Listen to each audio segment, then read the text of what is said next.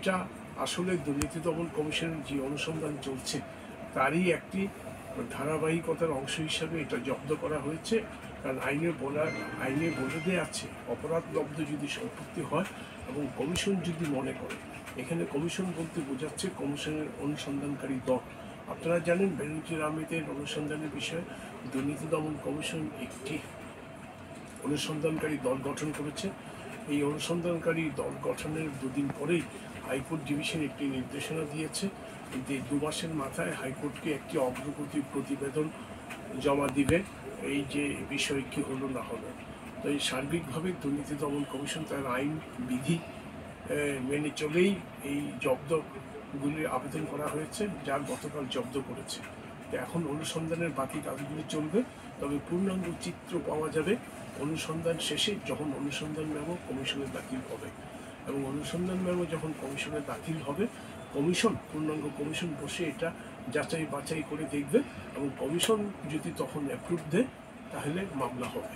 কাজেই আপনাকে ধৈর্য ধরতে হবে অনুসন্ধান শেষ না হওয়া পর্যন্ত।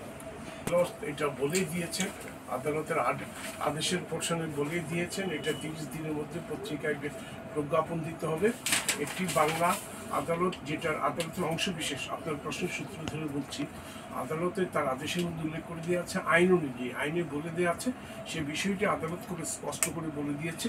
এই আদেশটি, তার মানে গতকালের আদেশটি দুর্নীতি দমন কমিশন বিধিমালা সংশোধিত 2019 এর 18 কয়েক (1) বিধি অনুসারে দুর্নীতি দমন কমিশনের ব্যয়, মানে কমিশনের খরচা, বিজ্ঞপ্তি আকারে বহুল প্রচারিত একটি বাংলা ও একটি ইংরেজি জাতীয় দৈনিকে প্রচারের নির্দেশ দেওয়া গেল।